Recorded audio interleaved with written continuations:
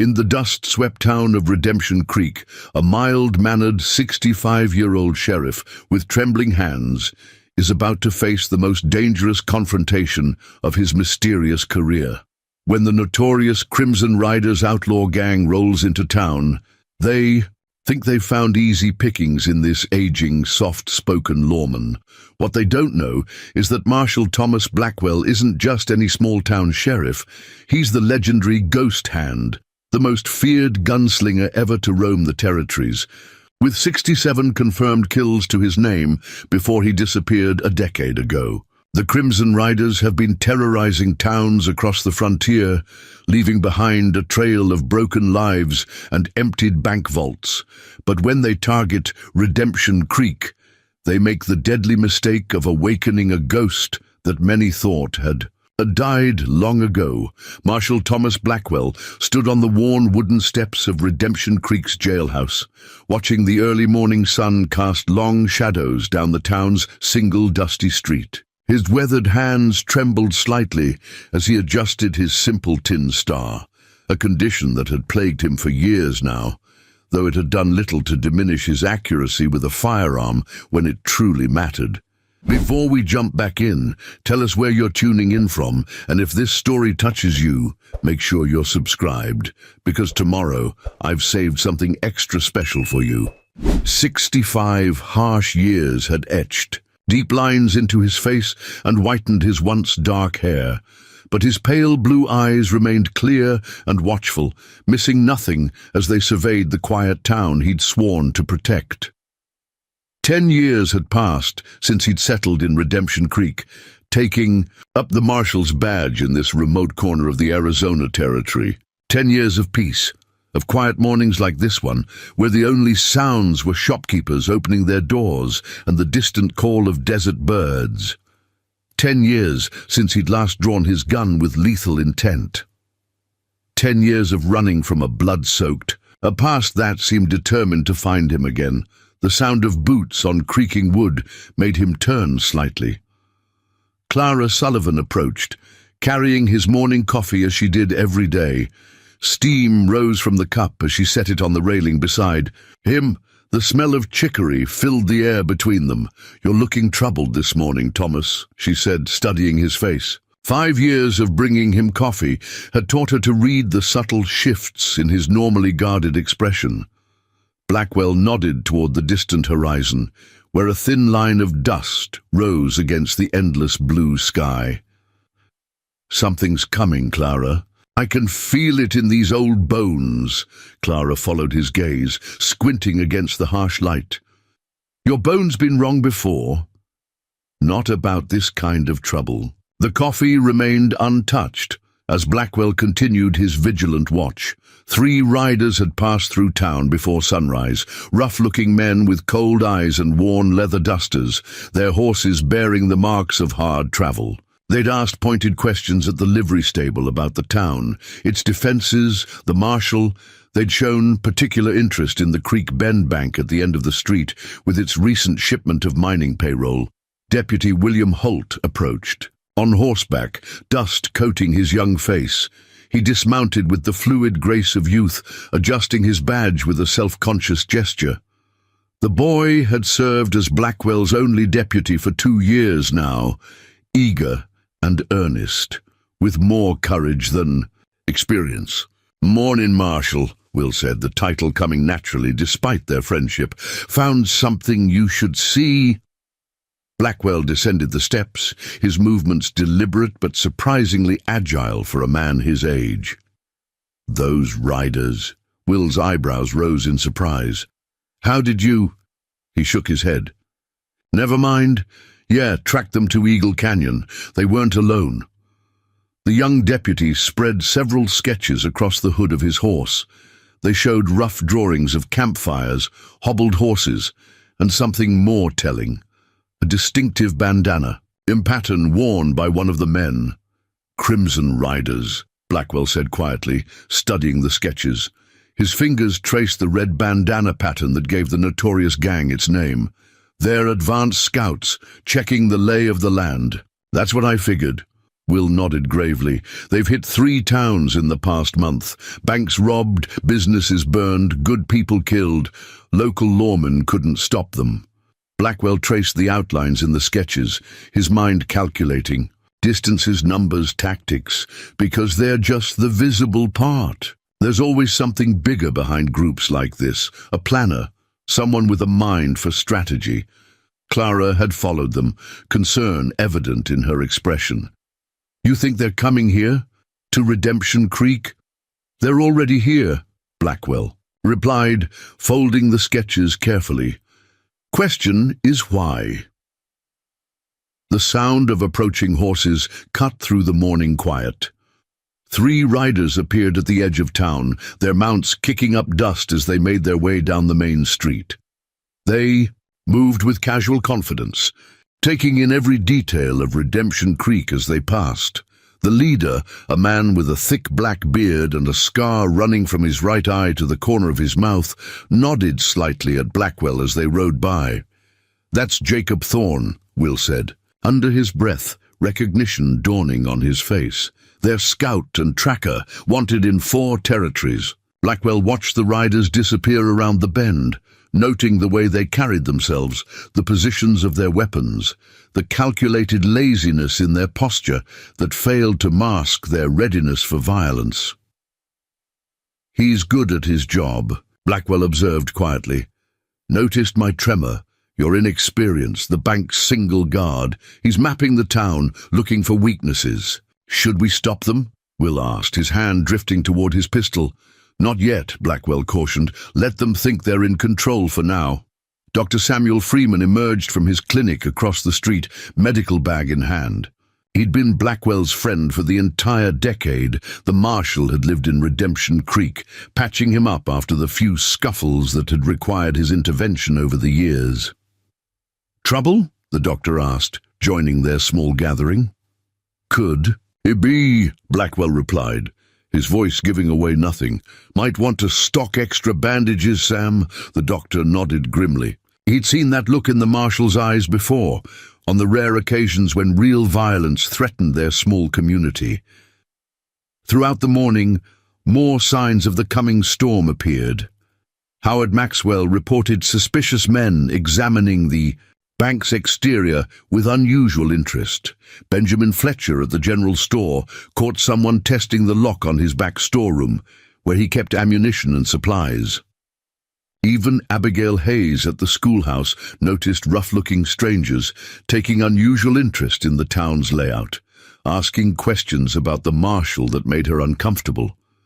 Blackwell spent the day watching, gathering information. He noted faces, riding styles, weapons of choice. The Crimson Riders were professional, methodical. This wasn't just another town to terrorize. They were planning something bigger, more deliberate. The quiet precision of their reconnaissance reminded him of military operations he'd witnessed during his younger days, riding with the cavalry. By sunset, Blackwell sat in Clara's small restaurant, a cup of coffee growing cold before him. The day's observations turned in his mind like the gears of a complex mechanism, each piece fitting together to form a picture he didn't care for. Will entered, slid into the booth across from him, his young face serious in the fading light. Just got word from Fort Wilcox. The army knows about the Crimson Riders. They think the gang's connected to something bigger. Marcus Drake, Blackwell said quietly, the name falling between them like a physical weight. Will stared, clearly shocked. How did you... The pattern, the precision, and those advanced scouts. Blackwell's voice carried the weight of old knowledge. Drake commands his men like a military unit, not a common gang. Those aren't ordinary bandits out there. Drake, Will's voice dropped to a whisper, the same Drake who led that Confederate guerrilla unit after the war, the one they call the Scarlet Colonel. The same man, Blackwell confirmed, his eyes growing. Distant with memory. Different cause, same tactics. Clara appeared with fresh coffee, concern evident in her movements. You've gone quiet, Thomas. That's never a good sign. Drake is methodical, Blackwell explained, accepting the fresh cup though he made no move to drink. Preparing and narrating this story took us a lot of time, so if you are enjoying it, subscribe to our channel. It means a lot to us now. Back to the story. He doesn't just pick towns at random. There's a reason he's chosen Redemption Creek. The bank, Will suggested. That mining payroll's the biggest we've ever held. Blackwell shook his head slightly. Drake's hit bigger scores in bigger towns. No, he's here for something else. As if to punctuate his words, the distant sound of horses approached. More this. Time, at least a dozen riders moving in formation. Their hoofbeats echoed through the town like a measured drumbeat, deliberate and ominous. Will tensed, his hand moving toward his gun. "They're coming now." "No," Blackwell replied, watching through the window as the riders appeared. "Just showing themselves, making sure we know they're here." The Crimson Riders moved slowly down the main street, their mounts' steel shoes striking. Sparks from the occasional stone. Each man wore a distinctive red bandana, either at the neck or tied around their hat, marking them as members of Drake's notorious gang. At their head rode a figure whose very presence seemed to darken the air around him. Tall and lean, with silver at his temples and cold grey eyes that surveyed Redemption Creek like a hawk studying prey. "Marcus Drake himself," Blackwell murmured, recognition flashing in his eyes. "He usually sends his lieutenants to lead operations.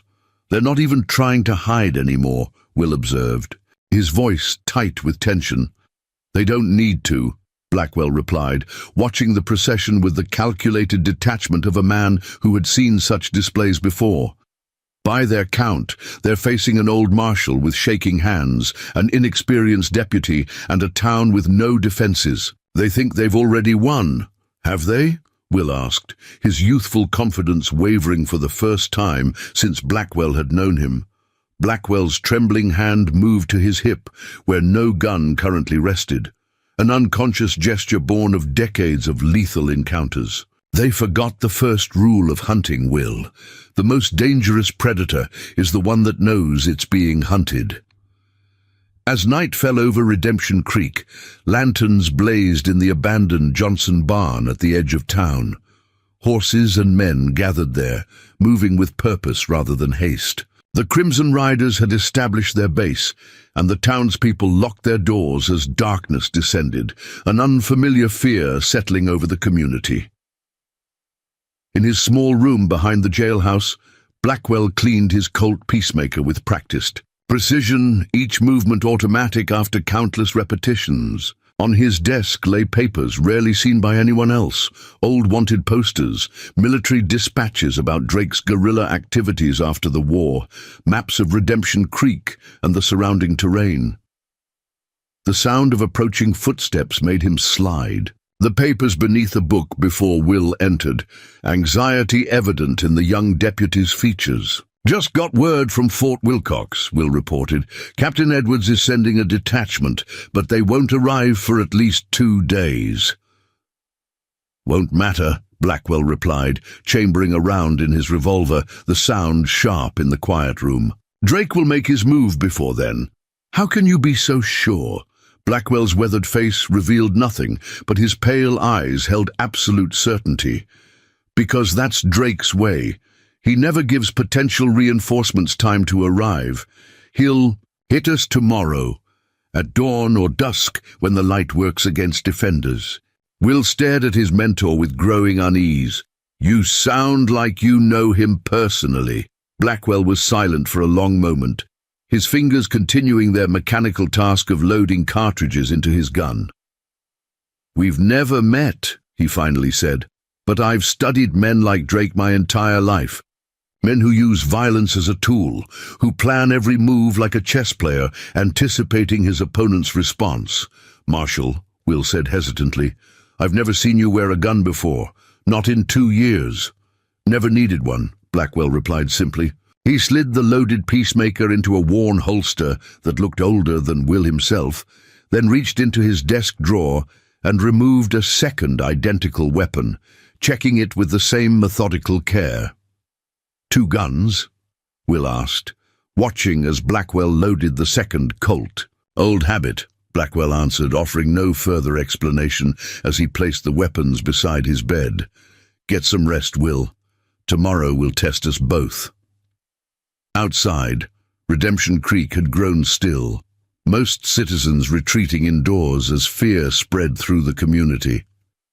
But in the darkness, Crimson Riders moved through the shadows, establishing positions, learning the town's rhythms, preparing for violence with practiced efficiency. Through his window, Blackwell could see the distant glow of their campfires at the old barn. His hands trembled as he removed his badge, placing it carefully on his nightstand. The tremor that had become part of his daily life seemed more pronounced tonight, yet there was a strange calm in his eyes, a stillness that came only to men who had faced death so many times that fear had become an old familiar companion rather than an enemy. The night deepened, and somewhere beyond the town limits, a coyote howled, a lonely sound that carried across the desert.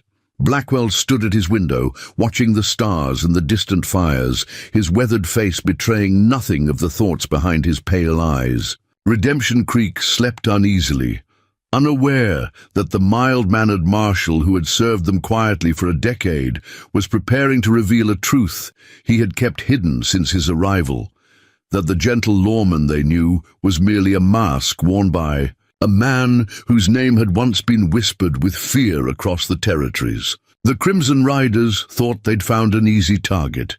By tomorrow's sunset, they would learn just how wrong they were. Dawn painted the eastern sky in watercolor hues of amber and crimson as Thomas Blackwell emerged from behind the jailhouse. He'd forsaken his usual attire of simple cotton shirt and worn vest, instead donning a black duster that reached his ankles, clothing no one in Redemption Creek had seen him wear before. Beneath it, twin holsters rode low on his hips, positioned for a cross-draw that suggested years of refinement. The transformation was subtle yet profound. Even his posture seemed different, more fluid and balanced. As though he'd shed a disguise worn for years, Will approached, his young face marked by a sleepless night, and faltered momentarily at the sight of his mentor. "Marshal, you look different," Blackwell finished, adjusting leather gloves that covered his trembling hands. "Get used to it." For the first time, Will noticed the intricate scrollwork on Blackwell's holsters, silver inlay depicting two spectral hands reaching for pistols. The craftsmanship was exceptional, the work of a master gunsmith who had charged dearly for such artistry. "Those aren't standard issue," Will observed, gesturing toward the weapons, never claimed they were. Blackwell scanned Main Street, which remained eerily deserted as sunrise illuminated the town. "I need you to gather everyone at the church. Everyone except Maxwell from the bank and Fletcher from the store." "What's happening?" Will asked, sensing the shift in Blackwell's demeanor. "Drake's men made approaches to both of them last night, offered money for information about the bank's layout and security. They accepted." There was no accusation in Blackwell's tone, merely the statement of facts long anticipated. Will's face flushed with angry betrayal. "How do you know?" "Because that's what Drake always does. Finds the weak links, exploits them." Blackwell's eyes never stopped their methodical survey of the town. "Don't blame them too harshly. Fear makes men do things they'd never consider otherwise." "So what's our plan?" "Our plan is to survive," Blackwell replied. "Get everyone to the church, then find Doc Freeman. Tell him to prepare for casualties." As Will departed on his urgent mission, Blackwell continued his inspection of Redemption Creek's main thoroughfare. With practiced eyes, he noted every potential source of cover, every line of fire, every tactical advantage and vulnerability. He moved with the deliberate efficiency of someone who had assessed killing grounds many times before. Behind the livery stable, he discovered fresh boot prints and cigarette butts, evidence of nighttime surveillance. At the bank, he found scratches on the back door lock where someone had tested its resistance. Behind the general store, ammunition crates had been disturbed, their contents inventoried by unwelcome hands. Clara Sullivan found him examining the church's bell tower, which offered the best vantage point in town. "Thomas," she said, her voice tight with concern, "people are saying Drake himself is leading this gang. Is that true?" "Yes." Blackwell's answer offered no elaboration. "Then why are you sending everyone to the church instead of evacuating the town?" "Because Drake has men watching every trail out of Redemption Creek," he replied, finally turning to face her. "Anyone trying to leave would be ridden down in open country." Clara studied him with growing realization. "You've changed, Thomas. It's like you're someone else entirely today." A ghost of a smile touched his lips. "Not changed, just remembered." "Remembered what?" Before he could answer, 3 riders appeared at the edge of town. They approached slowly, deliberately, their horses' hooves kicking up small clouds of dust in the morning light. Jacob Thorne rode at their center, flanked by 2 hardened men whose hands rested near their weapons. Blackwell turned to Clara, his voice low and urgent. "Get to the church, now." She hesitated, then hurried away, glancing back once to see Blackwell standing alone in the middle of the street, his black duster moving slightly in the morning breeze, his trembling hands hidden within his gloves. Thorne pulled his horse to a stop 20 paces from where Blackwell stood.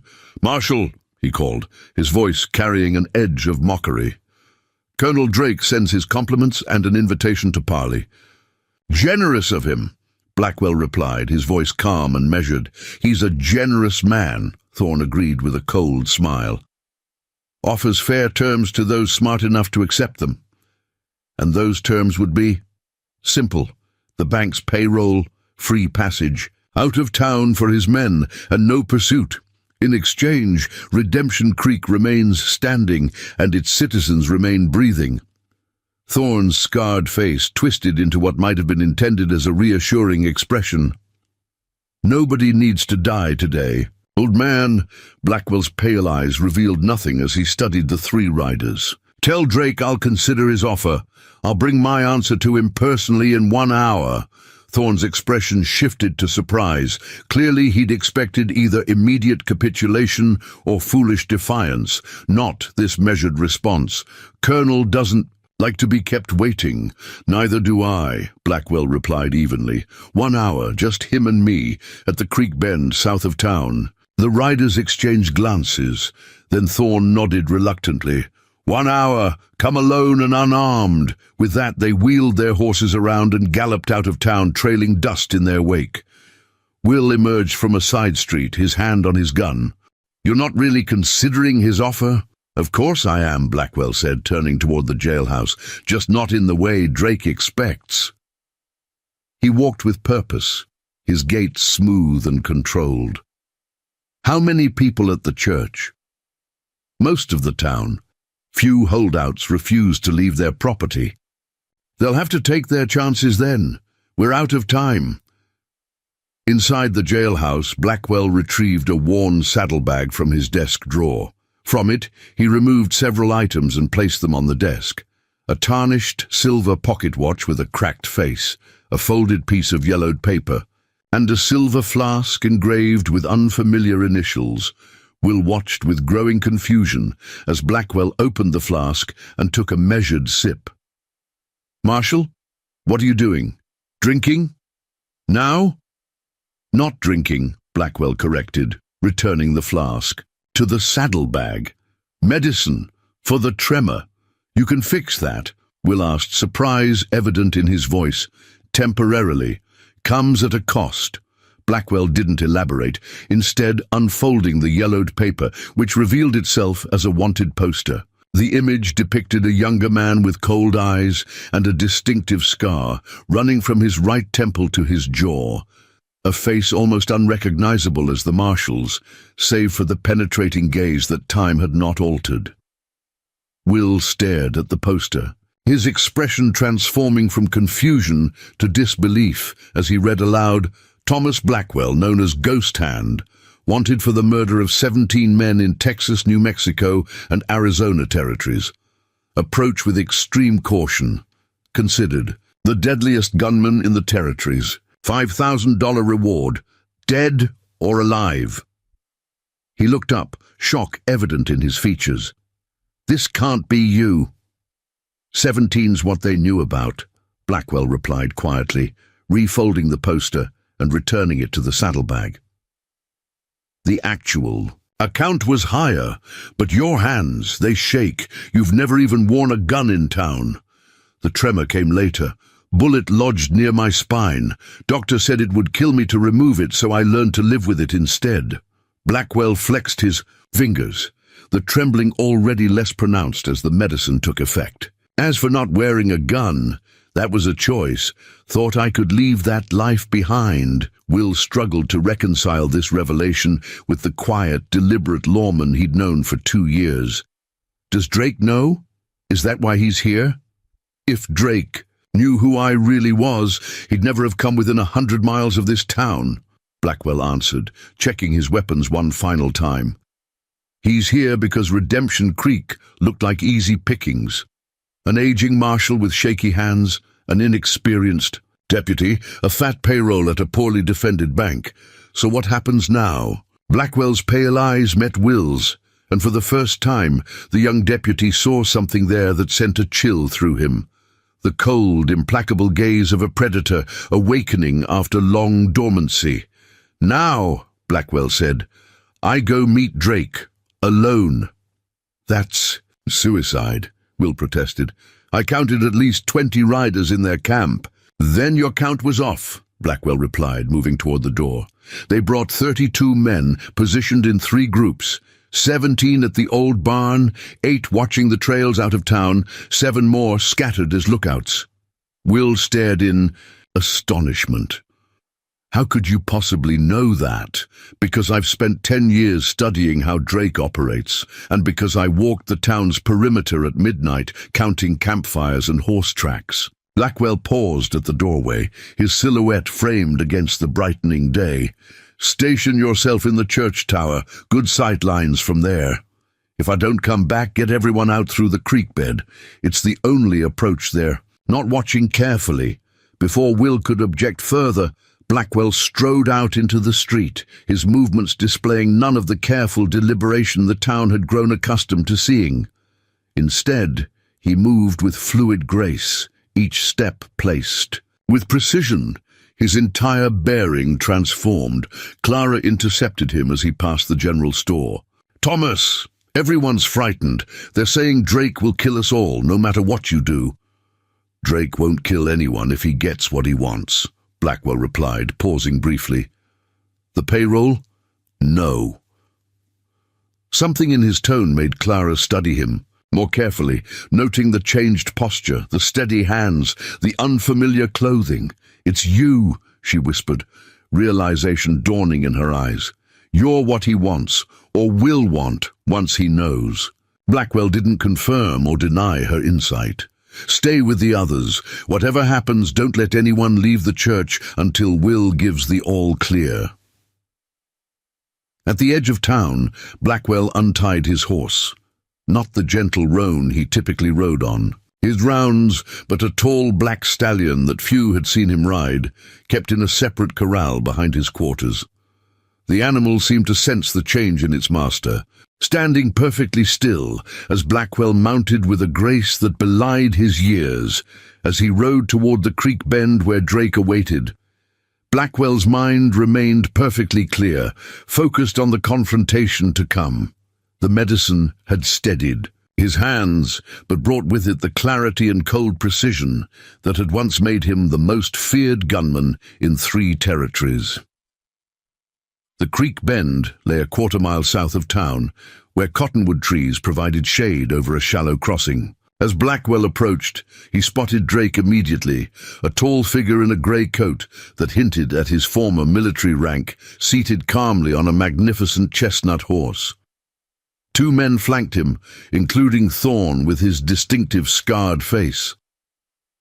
Drake raised a hand in greeting as Blackwell approached, his aristocratic features arranged in a pleasant expression that didn't reach his cold grey eyes. "Marshal Blackwell," he called. I appreciate your willingness to discuss terms like civilized men. Blackwell reined his horse to a stop, maintaining 20 feet between them. You call threatening a town civilization, Drake? I call offering. And terms before bloodshed the mark of a gentleman, Drake replied smoothly. Many in my position would simply take what they want. You're not taking anything from Redemption Creek. Drake's smile remained fixed, but a flash of irritation crossed his features. I admire your loyalty to your little town, Marshal, but let's be practical. I have 30 men. You have what? Yourself and that green deputy? Those aren't odds that favor heroics. Never much cared for odds, Blackwell replied, his voice betraying nothing of his thoughts. I'm offering you the chance to save lives. Drake pressed, leaning forward slightly in his saddle. The payroll in exchange for the town's safety. Simple, clean. There's nothing simple or clean about you or your men, Drake. Blackwell's pale eyes never left the outlaw leader's face. I know what happened in Three Forks, and in Copper Canyon. You took their money, then burned both towns anyway. Drake's pleasant expression hardened. You've done your research, but knowledge won't save you or your town. He straightened in his saddle, his tone becoming clipped and businesslike. Final offer, Marshal. The bank's payroll delivered to me by noon, or we ride in and take it, and I promise you resistance will be met with the utmost severity. Blackwell remained silent for a long moment, studying Drake as one might study an opponent across a chessboard. Finally, he spoke, his voice carrying an edge that hadn't been there before. I have a counteroffer, he said quietly. Take your men and ride out now. Leave the territory and don't return. Drake's laugh was genuine, if cold. You're in no position to make demands, old man. I'm not making demands, Blackwell replied. I'm giving you your only chance to ride. Away from this alive. The outlaw leader's amusement vanished, replaced by dangerous stillness. Those are bold words from a man whose hands shake too badly to draw a gun. Sometimes, Blackwell said, appearances can be deceiving. Something in his tone made Drake study him more carefully, a flicker of uncertainty crossing his aristocratic features. Who exactly are you, Marshal? Someone who's given you fair warning, Blackwell replied, turning his horse to head back toward town. You have 1 hour to ride out. After that, what happens is on your head. This is a mistake you won't live to regret, Drake called after him, anger now evident in his voice. Blackwell didn't look back, but his words carried clearly in the morning air. Not my first mistake, probably won't be my last. As he rode back, toward Redemption Creek, Blackwell could feel the eyes of hidden Crimson Riders watching from concealed positions in the surrounding hills.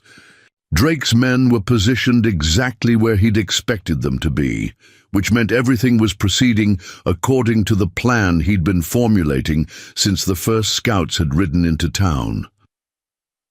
The hour of decision was approaching, and with it, the inevitable violence that Blackwell had avoided for a decade. Ghost Hand, the deadly spectre of his past, was awakening after years of careful suppression. By sunset, the Crimson Riders would discover exactly why that name had once been whispered with fear throughout the territories. And Marcus Drake, for all his military training and outlaw cunning, would learn the fatal lesson that others before him had learned too late. The most dangerous predator is not always the most obvious one. Blackwell returned to Redemption Creek to find a town transformed by fear. Windows had been boarded, doors barricaded. The usual sounds of commerce and conversation had been replaced by an uneasy silence, broken only by the occasional creak of wood and the distant call of scavenging birds. At the church, Will awaited him, rifle in hand. What happened? Drake's. Given us until noon, Blackwell replied, dismounting with fluid ease. The medicine had fully taken effect now. His hands were perfectly steady, his movements precise and economical. Less than an hour. And then, They'll come for the payroll. Anyone who gets in their way dies. Blackwell secured his horse to the hitching post, checking the cinch on his saddle. Get back to the church tower. When shooting starts, don't expose yourself unnecessarily. Will hesitated, clearly torn between duty and something else. Marshal, the townsfolk are talking, asking questions about you. Someone remembered a story about a gunfighter called Ghost Hand. People talk when they're afraid, Blackwell said dismissively. Doesn't make stories true. Except this one is, isn't it? Will pressed, lowering his voice. I saw that wanted poster, and you're different today, moving different. Even your voice has changed. Blackwell's pale eyes locked onto the younger man's face. Does it matter who I was? Right now, all that matters is keeping these people alive. It matters if you've been lying to all of us. To me, not lying, Blackwell corrected. Just not telling everything. There's a difference. He glanced toward the sun, measuring its position with the practiced eye of a man who had used its arc to time countless confrontations. We don't have time for this. We'll get to your position. The young deputy's jaw tightened, but he nodded and turned toward the church, his back stiff with unresolved questions.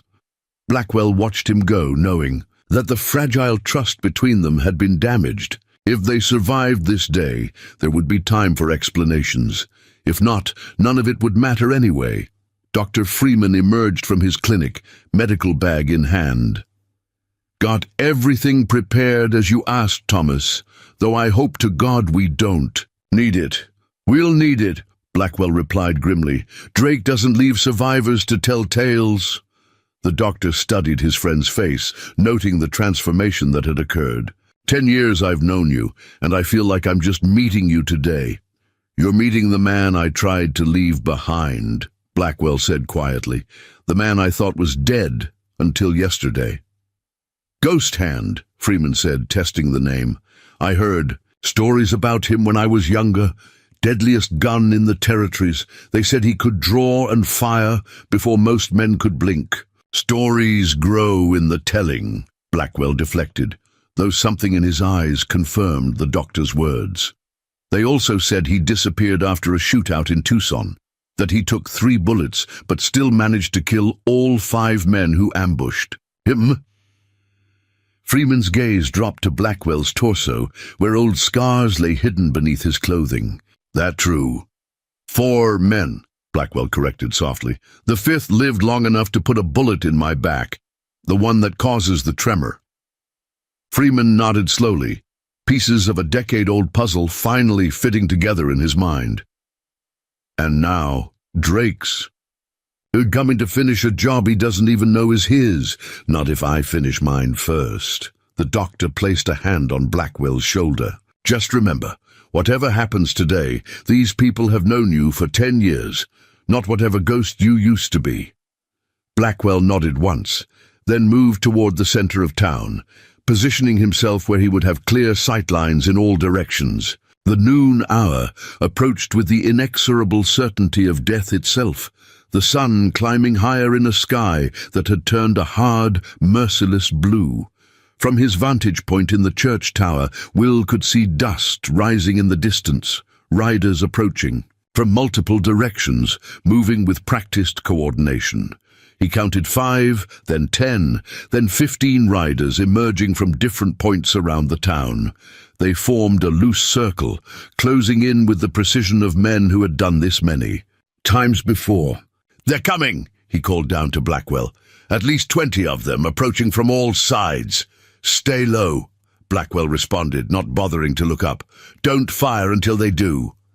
The first Crimson Riders entered Redemption Creek from the east, moving at a walk, weapons ready but not yet drawn. Jacob Thorne led them, his scarred face set in grim determination. From the west came another group, these led by a massive man with a beard like a copper waterfall cascading over his chest. The north and south entrances to town were similarly filled with mounted men, all wearing the red bandanas that gave their gang its name. In the center of the street, Blackwell stood alone, a solitary figure in black, against the dusty thoroughfare. Marcus Drake appeared last, riding down the center of Main Street with the confidence of a man who had never known defeat.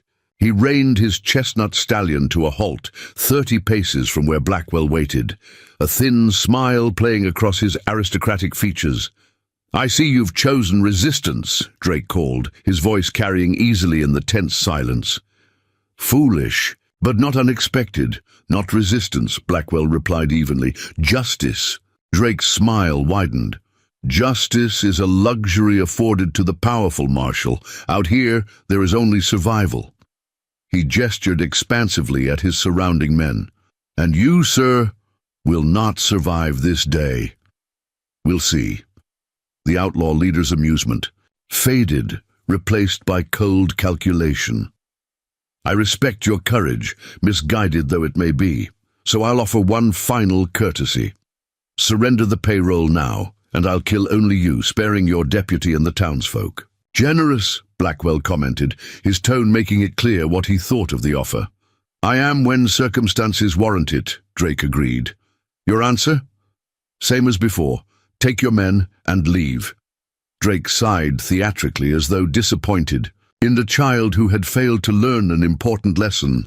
"Very well, I did try civilization." He raised his hand, a signal to his men, who immediately fanned out into predetermined positions.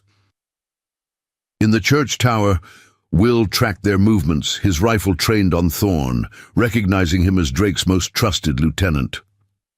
The young deputy's finger tightened on the trigger, then relaxed as he remembered Blackwell's instruction not to fire first.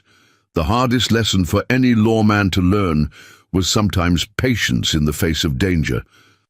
"Last chance, Marshal," Drake called, his hand now resting on his holstered pistol. "Where is the payroll?" "Safe," Blackwell replied. His own hands hung loosely at his sides, nowhere near his holstered weapons. To the watching outlaws, he appeared either supremely confident or suicidally unprepared. Drake's patience finally snapped. "Take him," he ordered, and 2 crimson riders spurred their horses forward, closing the distance to Blackwell with weapons drawn. What happened next would be retold in saloons and around campfires for years to come, growing with each telling, until it achieved the status of frontier legend. Blackwell's hands moved with such speed that several witnesses later claimed they never saw him draw. One moment his arms hung at his sides, the next both Colts roared in perfect unison, the sound like thunder in the confined space of the street. Both charging riders were thrown from their saddles, dead before they hit the ground. Perfect shots, placed with surgical precision. For a heartbeat, nobody moved. Even Drake seemed frozen in shock, his hand still on his unfired weapon. "I warned you," Blackwell said, his voice carrying in the stunned silence. Somehow, impossibly, the Colts were already back in their holsters, returned so quickly that many hadn't seen the movement. Drake recovered first, his face contorting with fury. "Kill him!" he shouted, drawing his own weapon. The street erupted in gunfire. Crimson riders fired from all directions, bullets chewing splinters from the wooden sidewalk around Blackwell, kicking up dust at his feet. But none found their mark, because the marshal was no longer where he had been standing. He moved with preternatural speed, rolling beneath the overhang of the general store as both hands filled with revolver again. 4 more shots, 4 more of Drake's men fell from their saddles. No wasted motion, no hurried panic, just the mechanical precision of a man who had turned violence into an art form. From the church tower, Will finally opened fire, his rifle cracking as he targeted riders attempting to flank Blackwell's position. His first shot caught the copper-bearded giant in the shoulder, spinning him from his horse. Drake shouted commands, trying to organize his men, but confusion had set in. They had expected an easy victory against an aging lawman, not this deadly whirlwind that seemed to anticipate their every move. Blackwell emerged from cover long enough to empty his revolvers again, each shot finding its mark with devastating accuracy. 8 men down in less than 30 seconds, and still the marshal hadn't taken a hit. "Surround the church," Drake commanded, recognizing the threat from the tower. "Burn it if you have to." 5 riders broke away, charging toward the white clapboard building where terrified townspeople huddled inside. Blackwell saw their movement, calculated trajectories and angles in the split second before he acted. Both Colts empty, he drew a hidden derringer from his boot and fired twice. The lead rider pitched forward, his body tumbling beneath the hooves of the horses behind him, creating chaos in their charge. Will's rifle cracked again, and another rider fell. The remaining 3 veered away from the church, seeking cover behind. The livery stable. Blackwell took the moment's respite to reload both Colts with practiced efficiency, his fingers moving with the precision of a master pianist. 6 cartridges in each cylinder, completed in seconds. "He's reloading!" Thorne shouted, breaking cover from behind a water trough. "Take him now!" 3 outlaws rushed Blackwell's position, firing as they came. A bullet grazed his arm, drawing blood, but he seemed not to notice. The Colts rose again, and 3 more men joined their companions in the dust of Redemption Creek. Drake, recognizing the disaster unfolding around him, changed tactics. "The bank!" he shouted. "Get the payroll! Mason! Jenkins! With me!" 2 riders flanked their leader as he spurred toward the bank at the far end of the street. Blackwell pivoted to track them, but 4 more Crimson Riders opened fire, forcing him back into cover. "Will!" he shouted toward the church tower. "Drake's heading for the bank!" The young deputy's rifle barked in response, but Drake and his men had already reached their destination, dismounting and crashing through the bank's front door with violent purpose. Inside, they found Howard Maxwell cowering behind his desk. "Where's the payroll?" Drake demanded, pressing his pistol against the banker's forehead. In the safe," Maxwell stammered, pointing toward the heavy iron door at the rear of the building. "Open it." Outside, the gunfight had transformed from coordinated attack to desperate survival for the remaining Crimson Riders. Blackwell moved like a shadow through the battlefield his precise shooting had created, appearing where least expected, each appearance marked by the thunder of his Colts and the fall of another outlaw. Thorne, recognizing the losing position, gathered 4 surviving gang members. "Pull back," he ordered. "Regroup at the livery." As they retreated, Blackwell let them go, his focus now on the bank where Drake had disappeared. He approached the building cautiously, aware that the outlaw leader would have established defensive positions. His instincts proved correct when a shot rang out from the bank's window, the bullet splintering the corner post beside his head. Blackwell ducked, calculating his options with the cold precision that had once made him legend.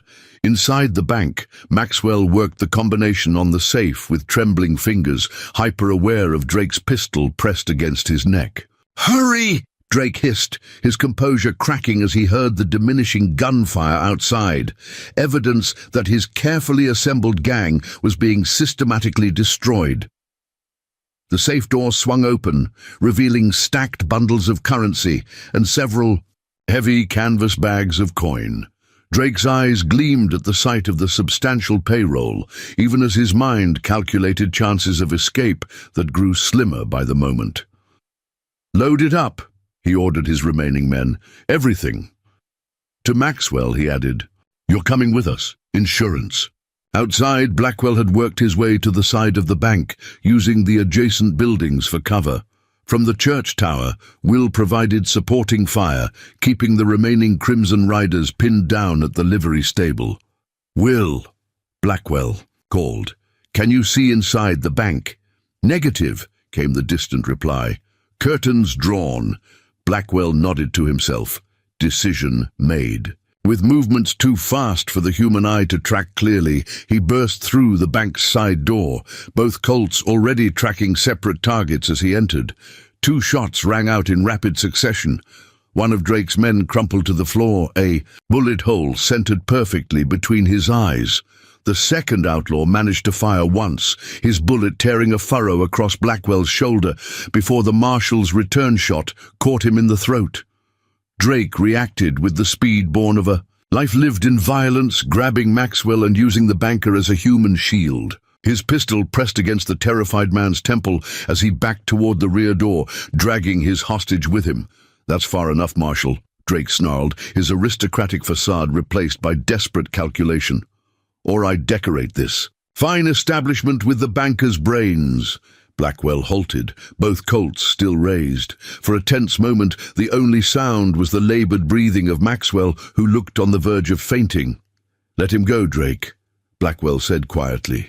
"It's over. Your men are dead or scattered." "Nothing's over until I say it is," Drake retorted, edging closer to the door. "I'm leaving with this money and this man. If I make it out of town, he lives. If not..." He let the threat hang unfinished. "You won't make it 10 feet," Blackwell stated, his tone making it a fact rather than a threat. Something in the Marshal's certainty gave Drake pause. For the first time, he truly studied the man before him. The steady hands that should have been trembling, the fluid grace that belied his apparent age, the deadly precision with which he held both weapons. Recognition dawned slowly in Drake's eyes, followed by disbelief. "No," he whispered. "You can't be. Ghost Hand died years ago in Tucson." "Ghost Hand disappeared," Blackwell corrected. "Died is a different matter altogether." Drake's composure cracked further. "If you're really him, then you know I can pull this trigger before you can shoot." "Maybe," Blackwell acknowledged, "but your hostage doesn't change the odds. I shot through a hostage once in El Paso to kill a man who thought exactly like you do now." Maxwell whimpered at these words, his eyes rolling wildly between the two deadly men who held his life in the balance. "You're bluffing," Drake said, but uncertainty had crept into his voice. "Am I?" Blackwell's pale eyes never wavered, revealing nothing of the thoughts behind them. "There's only one way to find out." Time seemed to stretch between them, each second expanding to contain unspoken calculations of distance, reaction time, and deadly intent. Maxwell's terrified breathing marked the passage of these eternal moments as the two lethal opponents measured each other. Drake broke first. With a sudden motion, he shoved Maxwell forward toward Blackwell, simultaneously diving toward the rear door. His gambit gave him the split-second advantage he needed, or would have, against any ordinary opponent. But Thomas Blackwell was far from ordinary. Even as Maxwell stumbled forward, Blackwell sidestepped with liquid grace, both Colts tracking Drake's movement. Two shots rang out in such rapid succession that they sounded like a single report. Drake had nearly reached the door when the bullets found him. The first struck his gun arm, shattering bone and sending his weapon spinning from nerveless fingers. The second caught him in the back of his right knee, destroying the joint and dropping him to the floor, with a howl of pain and rage. Blackwell approached the fallen outlaw leader with measured steps, keeping both Colts trained on his writhing form. "Told you wouldn't make it 10 feet, he said quietly. Outside, the final exchange of gunfire marked the end of resistance from the remaining Crimson Riders. Will's voice carried from the street. "Marshal, we got the rest of them. Thorns." "Down! 2 others surrendered! Secure them!" Blackwell called back, his eyes never leaving Drake's hate-filled face. "Bank's clear." Drake glared up at him, blood soaking his fine grey coat. "If you're really Ghost Hand, why not just kill me? It's what you're famous for." "Because Thomas Blackwell doesn't kill unarmed men," the Marshal replied, holstering one Colt while keeping the other trained on Drake. "Even ones who deserve it. The great Ghost Hand," Drake spat, his aristocratic features twisted with pain and fury, reduced to hiding in a backwater town, playing at being a real lawman. "Not playing," Blackwell corrected him, using a length. A rope from his pocket to bind Drake's uninjured arm, being for 10 years now. As he secured the outlaw leader, ensuring he could do no further harm, Blackwell felt the familiar pins and needles sensation beginning in his fingertips. The medicine was wearing off. Soon the tremor would return, perhaps worse than before, due to the strain he had placed on his damaged nervous system. But that was a problem for later. For now, Redemption Creek was safe. The Crimson Riders defeated, and a decade of peaceful anonymity had come to an irrevocable end. Ghost Hand had returned, if only for a day. And by sunset, the legend would already be growing, spreading across the territory with each retelling.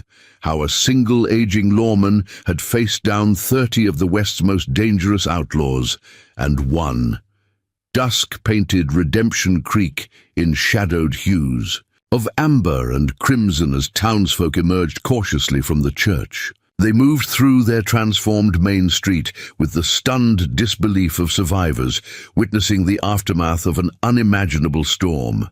17 bodies lay where they had fallen, Crimson Riders whose final moments had been marked by the unerring accuracy of Blackwell's revolvers.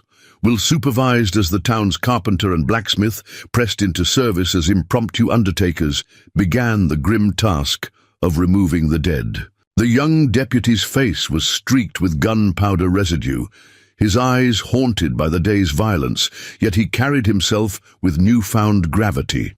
At the jailhouse, Blackwell secured the surviving outlaws. Marcus Drake, his wounded leg crudely bandaged, and 3 others who had surrendered when their nerve broke.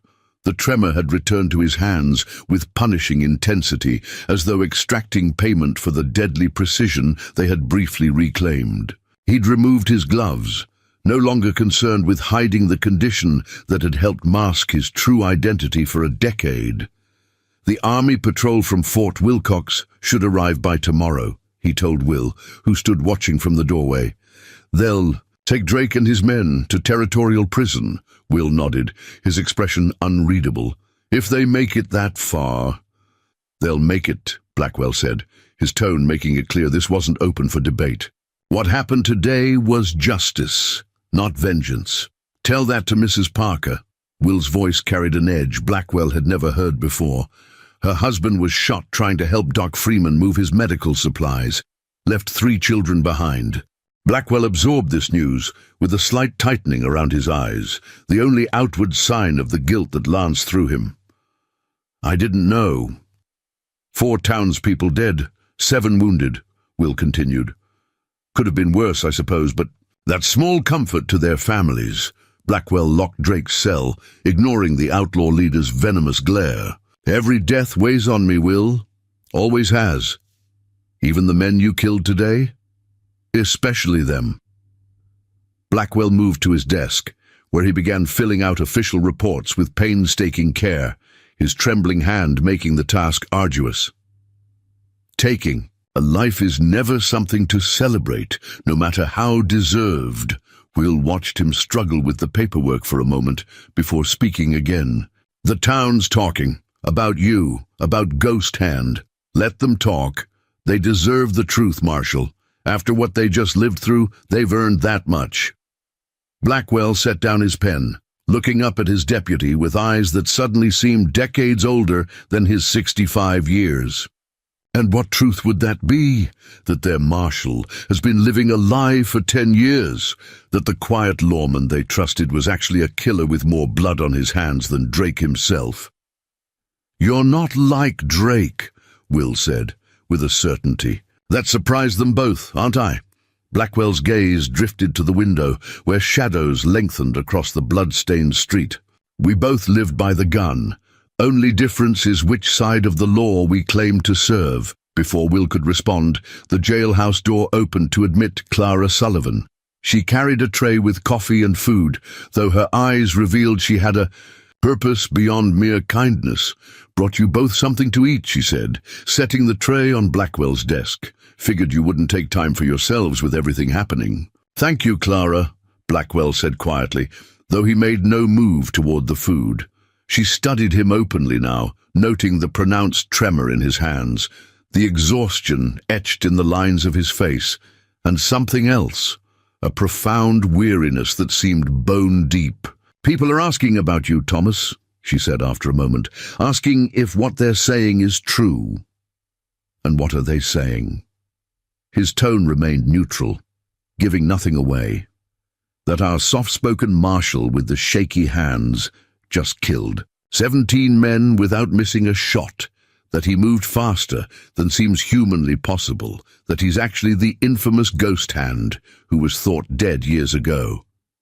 Clara's eyes never left his face. They're saying our marshal has been someone else entirely all these years. Blackwell met her gaze steadily. Not someone else. Just not all of who I was. This simple admission hung in the air between them, confirmation enough of the whispered, rumors already racing through town. Clara nodded once, accepting this truth with the same directness she applied to all aspects of life. Doc Freeman wants to see you when you can spare a moment, she said. Says your shoulder needs proper tending. It can wait. No, Clara countered firmly. It can't. Town needs you whole, Thomas, now more than ever. After she left, Will regarded his mentor with newfound understanding. She's known, hasn't she, all along? She suspected, Blackwell corrected. Never confirmed it until today. How many others? Doc Freeman guessed parts of it. Treated bullet. Wounds that match the stories about Tucson. Blackwell shrugged his uninjured shoulder. Most people see what they expect to see. A quiet marshal with shaky hands doesn't align with stories of the fastest gun in the territories, so they never made the connection. Drake's bitter laugh carried from his cell. The great ghost hand, hiding in plain sight, playing shepherd to the sheep, while real wolves roamed free. Blackwell ignored him, focusing instead on Will. Can you finish these reports? My hand's getting worse. Will nodded, taking the pen. As he began writing, a new commotion arose from the street. Raised voices, the sound of approaching horses, a general disturbance that pulled both lawmen to the window. 3 riders had entered town from the east, moving with the cautious deliberation of men entering potentially hostile territory. Their clothing and bearing marked them as gunmen, though none wore a badge or obvious gang colors. More trouble? Will asked, hand moving to his holster. Blackwell studied the newcomers, recognition dawning slowly. Not the kind you're thinking, he moved to the jailhouse door, stepped out onto the boardwalk where the riders could clearly see him. The leader, a lean man with iron-gray hair and a weathered face, spotted him immediately and raised a hand in greeting that wasn't quite friendly. Heard there was excitement in these parts, the rider called. Didn't expect to find you at the center of it. Ghost. Blackwell's expression remained carefully neutral. Ezra Hardin, been a long time. 10 years, give or take. Hardin dismounted, flanked by his companions, a younger man with cold eyes and a Mexican with an impressive mustache and matching revolvers. Word travels fast when Ghost Hand comes back from the dead. By now, a small crowd had gathered, townsfolk drawn by this new development. They watched with undisguised curiosity as the 2 men faced each other across the short distance. You're not wearing a badge, Blackwell observed. This isn't official business. Hardin's thin smile revealed nothing. Used to be a U.S. Marshal. Retired now, just like you were supposed to be. Then why are you here? Heard Marcus Drake got himself captured. Thought I'd verify it personally. Hardin's eyes flickered to the jailhouse behind Blackwell. Army offering any reward for him these days? $5,000 last I heard, Blackwell replied. But he's my prisoner until the Army patrol arrives, not for bounty hunters to claim. Something dangerous glinted in Hardin's eyes. Funny thing about that patrol. Ran into some travelers on the road, said the soldiers had been diverted. Indian trouble south of here, might not arrive for days. Will had emerged from the jailhouse, positioning himself slightly behind Blackwell, hand near his weapon. The tension in the air was palpable as townsfolk, sensing potential danger, began to move away, seeking shelter. Drake stays here, Blackwell said, his voice carrying the quiet authority that had served him for a decade in Redemption Creek. As do his men. Hardin spread his hands in a gesture of mock surrender. No quarrel with that. Just thought you might. Appreciate professional assistance in guarding such valuable prisoners. Appreciate the offer, Blackwell replied, but we can manage. The standoff continued for several heartbeats, neither man willing to back down. Finally, Hardin nodded slightly. Saloon still open in this town? Been a long ride. End of the street, Blackwell confirmed, but no trouble, Ezra. I know how you operate. Just 3 thirsty travelers looking for refreshment, Hardin said with a wolfish grin. Nothing more. He signaled to his companions, and they led their horses toward the hitching posts near the saloon. As they moved away, Will stepped closer, to Blackwell. Who is he? Bounty hunter. Used to carry a federal badge until they dismissed him for excessive force. Blackwell's eyes never left Hardin's retreating form. He's not here for Drake. Then what does he want? Me, Blackwell said, simply, or rather the legend of Ghost Hand. Ezra always thought he was faster, never had the courage to test the theory when I was in my prime. Will's expression darkened. And now that you're older, with the tremor, now he thinks the odds have shifted. In his favor, Blackwell turned back toward the jailhouse. Double the guard on Drake tonight. Hardin won't try for him directly, but he might create a distraction to draw us out. As darkness settled over Redemption Creek, an uneasy calm descended. Lanterns glowed in windows along the main street, illuminating townsfolk working to restore order to their shattered community. The saloon buzzed with activity as people gathered to share experiences of the day's violence, each account growing more elaborate with each retelling. Hardin and his companions kept to themselves in a corner, watching the room with predatory attention, their presence casting a pall over the usual evening conviviality. In the jailhouse, Drake observed the increased security with calculating eyes. Expecting more trouble, Marshal, or should I call you Ghost Hand now? Blackwell ignored the taunt, continuing his methodical check of the building's defenses. His shoulder throbbed where the bullet had grazed him, and the tremor in his hands had worsened to the point where loading his revolvers had become a struggle. They're not here for you, he told Drake, whose arrogance had given way to a seething resentment, so don't get your hopes up for a rescue. Then why the extra precautions? Because men like Hardin never travel with just one purpose in mind.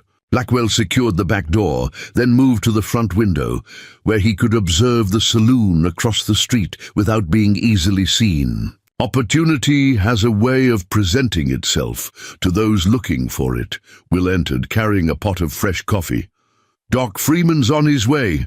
Says he won't take no for an answer about tending that shoulder. Blackwell nodded, accepting the inevitable. Any movement from our visitors? Just drinking, talking quietly among themselves. Will set down the coffee pot, hesitating before speaking again. Marshal, there's something you should know. Folks in town are holding a meeting at the church. About you. This drew Blackwell's full attention. What kind of meeting? The kind where they decide if they still want Ghost Hand as their marshal. Will's discomfort was evident. After today, some are scared. Not of Crimson Riders, but of you. The news landed like a physical blow, though Blackwell's expression revealed nothing. Can't blame them. Man who can kill 17 people in less than 10 minutes isn't someone most folks want living next door. It's not right, Will protested. You saved this town, and reminded them that violence is never far away, even in a place like Redemption Creek. Blackwell moved to his desk, where twin Colts lay partially disassembled for cleaning. When is this meeting? Now. Mayor Parker called it after the bodies were cleared. Blackwell nodded slowly. Keep watch here. I need to speak with Doc Freeman when he arrives. After Will had taken up position, Blackwell retreated to the small room behind the office that served as his living quarters. There, he carefully removed his blood-stained duster, wincing as the movement pulled at his injured shoulder. Beneath, his shirt was torn and darkened with dried blood from where Drake's man had shot him. He eased himself onto his narrow bed, suddenly feeling every one of his 65 years. The day's exertions had extracted a brutal toll on a body already compromised by old injuries. The tremor in his hands had progressed up his arms, making even simple tasks difficult. A soft knock preceded Dr. Freeman's entrance. The physician took one look at Blackwell and shook his head in disapproval. "Should have come to me hours ago." "Been busy." Freeman set down his medical bag, already rolling up his sleeves. "Shirt off. Let's see the damage." As Blackwell complied, Freeman noted the map of old scars across his torso. White lines from knife wounds, puckered circles from bullets, a particularly vicious mark along his left side that looked like it had nearly killed him. "Tucson?" the doctor asked, gesturing to a cluster of scars on Blackwell's right shoulder and chest.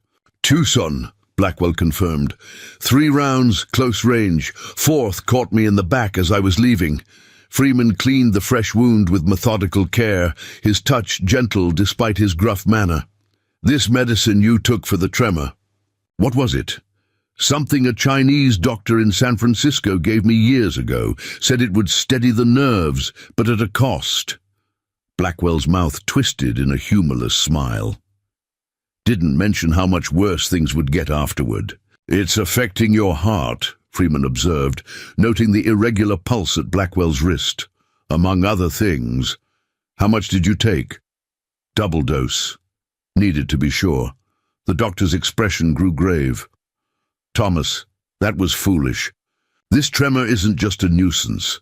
It's your body's response to severe nerve damage. Suppressing it doesn't fix the underlying problem. It compounds it." "Had no choice," Blackwell replied simply. "Drake would have killed everyone." Freeman worked in silence for a moment, applying salve and bandages to the shoulder wound. Finally, he spoke again, his voice quieter. "I've served as doctor in 3 territories, treated all manner of men, from saints to the vilest sinners. Know what I've learned? What's that? A man's nature isn't defined by his skills, but by the purpose to which he puts them." Freeman secured the bandage with practiced efficiency. Ghost Hand may have been a killer, but Thomas Blackwell saved lives today. That distinction matters. Blackwell absorbed these words, finding unexpected comfort in them. "Town might not agree with you. They're meeting now to decide if I should stay." "Fear makes people forget their blessings," Freeman replied. "Give them a time to remember who you've been these past 10 years. A sudden commotion from the front office brought both men to their feet. Will's voice carried clearly through the thin door. "That's far enough, Hardin. Marshall's not receiving visitors." Blackwell reached for his guns before remembering they lay disassembled on his desk. Instead, he grabbed a shotgun propped in the corner, ignoring the pain that lanced through his shoulder. Freeman moved to block him. "You're in no condition for another fight." "Don't have much choice," Blackwell replied, moving past him toward the door. In the office, Will stood with his revolver drawn, facing Hardin and his 2 companions who had entered uninvited. The bounty hunter's hands were conspicuously empty, though his posture radiated deadly intent. "Just a friendly visit," Hardin was saying, his predatory smile never reaching his eyes. "No cause for alarm." "Office is closed," Will replied, holding his ground despite being outnumbered. "Come back tomorrow." Blackwell emerged from the back room, shotgun held ready despite his trembling hands. "Problem here, Deputy?" Hardin's gaze fixed on the visible tremor with poorly concealed satisfaction. "No problem. Just wanted to convey my professional admiration for today's work. 17 men in less than 10 minutes. Impressive even by Ghost Hand standards." "Admiration noted," Blackwell replied evenly. "Anything else?" The bounty hunter's smile widened fractionally. "Just curious if the rumors are true. They say you can't even load a revolver anymore, let alone draw with your famous speed." "Don't believe everything you hear, Ezra. I prefer to see for myself." Hardin's hand drifted casually toward his holster. What do you say, Ghost? One last demonstration for old time's sake. Will's pistol centered on Hardin's chest. That sounds like a challenge, mister. We don't allow that kind of trouble in Redemption Creek. Hardin's companions had spread out slightly, flanking their leader, hands hovering near weapons. The tension in the room crackled like heat lightning before a storm. No challenge, Hardin said smoothly. Just professional curiosity. After all, a man's reputation often outlives his abilities. Blackwell's pale eyes never left Hardin's face. Walk away, Ezra. Whatever you came for, it's not worth dying over. Is it dying if it's a fair fight? Hardin asked, his tone deceptively light. Your hands shake like leaves in a windstorm. We both know you're not what you were. I'm exactly what I need to be, Blackwell replied. Marshal of Redemption Creek. Nothing more. Their standoff was interrupted by the jailhouse door opening. To admit Mayor Parker, Clara Sullivan, and several other townsfolk, they halted abruptly, taking in the tableau of drawn weapons and deadly intent, with expressions ranging from shock to resignation. What's happening here? Parker demanded, his authority somewhat undercut by his obvious nervousness. Just a friendly conversation, Hardin replied, stepping back with exaggerated courtesy. No cause for concern. Blackwell lowered the shotgun slightly, though his attention remained fixed on the bounty hunter. Mayor Parker. Didn't expect to. See you here.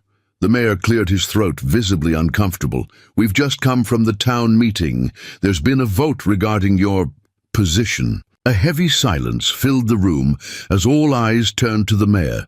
Even Drake, watching from his cell, leaned forward with interest. And? Blackwell prompted, his expression carefully neutral.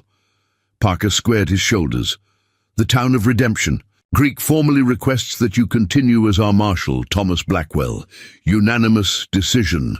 The simple statement hung in the air like a physical presence.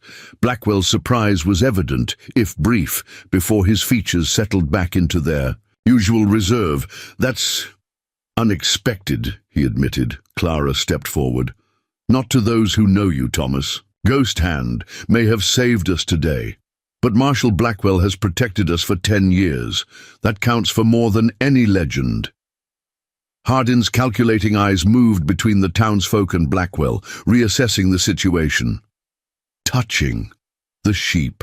Defending their shepherd. These sheep just survived an attack by the Crimson Riders, Clara retorted, her voice hard. And they don't take kindly to strangers threatening their marshal. The bounty hunter's smile turned cold. No threats, just establishing old acquaintances. He tipped his hat with mocking politeness. Another time, perhaps, Ghost. As Hardin and his men departed, the tension in the room diminished perceptibly. Blackwell set down the shotgun, concealing the effort it took to keep his trembling hands steady enough for even that simple task. Thank you, he said to Parker and the others, for your confidence. The mayor nodded stiffly. This town owes you its survival, Marshal. Whatever you were before you came here, it doesn't change what you've been to Redemption Creek. As the townsfolk filed out, Clara remained behind. She approached Blackwell, concern evident in her expression. Hardin won't leave it at that. Men like him can't walk away from a challenge to their pride. I know, Blackwell agreed quietly, but that's tomorrow's problem. For tonight, Redemption Creek is safe. Through the window, they could see Hardin and his companions returning to the saloon, their postures telegraphing frustrated purpose. Whatever the bounty hunter had planned, it had merely been delayed, not abandoned, yet as Blackwell watched them go, he felt an unfamiliar sensation spreading through his chest, not the fear or grim resignation that had been his companions for so many years, but something warmer, more sustaining. Redemption Creek had seen him at his most lethal, had witnessed the deadly skill he had spent a decade trying to forget, had learned the blood-soaked truth of his past, and had chosen to keep him anyway. Ghost. Hand might still cast a long shadow, but it was Thomas Blackwell the town wanted. And for tonight, at least, that was enough. The first pale light of dawn found Blackwell on the jailhouse porch, his weathered features set in contemplation as he watched Redemption Creek stir to life. The town bore the scars of yesterday's violence, bullet-riddled. Facades, blood-stained dirt, hastily repaired windows. Yet there was a resilience in how shopkeepers opened their doors and townsfolk nodded respectfully as they passed. They had glimpsed the darkest aspects of their marshal's past and chosen to embrace rather than reject him. Inside the cells, Drake and his remaining men slept fitfully. The outlaw leader's wounded leg had festered overnight, the crude bandaging insufficient to prevent infection. He would require proper medical attention before transport to territorial prison, assuming the army patrol arrived as promised. The tremor in Blackwell's hands had worsened dramatically, punishment for the unnatural steadiness he had forced upon them during yesterday's conflict. He could barely hold a coffee cup now, let alone a revolver. Dr. Freeman's grim assessment echoed in his mind. The Chinese medicine had accelerated the deterioration of his damaged nerves, potentially causing permanent harm. Will emerge from inside, looking haggard after his night watch. Hardin and his men spent the night at the saloon, he reported, drinking but not heavily, planning something. Blackwell nodded, unsurprised. They'll make their move today, likely at noon. Classic, Will agreed with a humorless smile. Why? Do they always choose noon? Lighting? Blackwell replied matter-of-factly. Sun directly overhead eliminates shadow advantages, makes it fair, or so they believe. Nothing fair about challenging a man with your condition, Will observed, nodding toward Blackwell's trembling hands. Precisely why Hardin's chosen now. He's wanted this confrontation for years, but lacked the courage when we were equally matched. Blackwell's pale eyes scanned the awakening street. He's not just after reputation. There's still bounty money on Ghost Hand in 2 territories where the amnesty wasn't recognized. Clara approached from her restaurant, carrying a tray with coffee and fresh biscuits. Unlike previous mornings, she set it down on the railing and then handing the cup directly to Blackwell, a small kindness acknowledging his worsened condition without drawing attention to it. Hardin's men were asking questions last night, she said without preamble, about your routine, whether you still practice shooting, if anyone's ever seen you draw since you came here. And what did folks tell them? Nothing useful, Clara replied, with quiet pride. Redemption Creek protects its own. Blackwell nodded his thanks, both for the information and the coffee he now struggled to lift. Will, I need you to take this letter to Doc Freeman, he said, carefully extracting an envelope from his pocket. It contains official instructions. If things don't go as hoped, the young deputy's face hardened. You're not facing Hardin, not in your condition. If I don't, he'll create a situation that forces my hand, possibly endangering townspeople in the process. Blackwell's tone made it clear this wasn't open for debate. Sometimes the only way to prevent violence is to control when and how it occurs. There has to be another way, Clara insisted, distress evident in her voice. If you can think of one. That doesn't end with Hardin forcing a confrontation on his terms. I'm listening. Their discussion halted as a messenger boy ran up, breathless with important news. Riders coming, Army patrol from Fort Wilcox, about 5 miles out. Relief flickered briefly across Blackwell's weathered features.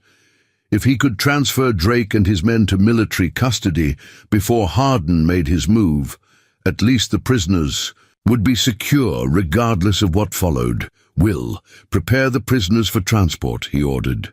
Clara, spread word through town to stay clear of the main street until the soldiers have come and gone. As they dispersed to their tasks, Blackwell remained on the porch, scanning the buildings along Main Street.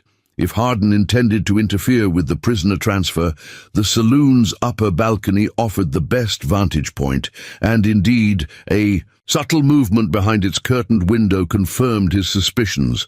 Dr. Freeman arrived, medical bag in hand. Came to check your shoulder before those soldiers arrive, he explained, though his concerned gaze fixed on Blackwell's violently trembling hands. "And to talk some sense into you about Harden." "Save your breath, Sam," Blackwell replied with unexpected gentleness. "Some confrontations can't be avoided, only prepared for." The doctor's expression grew grim as he examined both the shoulder wound and Blackwell's deteriorating condition. "The medicine you took, it's damaged your nerves. Beyond what I can treat. This tremor may never improve now. I suspected as much," Blackwell acknowledged. "Cost was higher than anticipated, but the town still stands." "And what about the next threat?" Freeman demanded. "You sacrificed your future ability to protect this community for yesterday's battle." "Sometimes one day's victory is all we get," Blackwell replied, his gaze drifting toward the saloon where Harden waited. "The rest is borrowed time." Their conversation ended as dust rose on the horizon. The approaching army patrol, 12 riders strong, moving with military precision. Simultaneously, Harden and his companions emerged from the saloon, positioning themselves strategically. Along the boardwalk, their casual postures belied by the tension evident in their stance.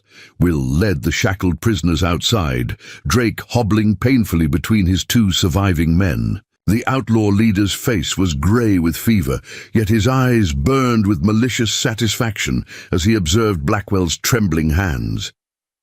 "Looks like Ghost Hand's ghost can't even hold a gun anymore," he taunted. "How the mighty fall." Blackwell ignored him, focus entirely on Harden's subtle movements as the bounty hunter adjusted his position to intercept the approaching soldiers. The stage was set for Redemption Creek's final reckoning. The legendary Ghost Hand, his deadly skills crippled by the very action that had saved the town, faced a confrontation that could not be avoided. The choice he had made yesterday, sacrificing his future to preserve the present, now demanded its final payment. As the army patrol entered town, hooves striking rhythmic patterns in the dusty street, Blackwell stepped forward to meet them, leaving the sheltering shadows of the jailhouse porch. Whatever came next, he would face it in the full light of day.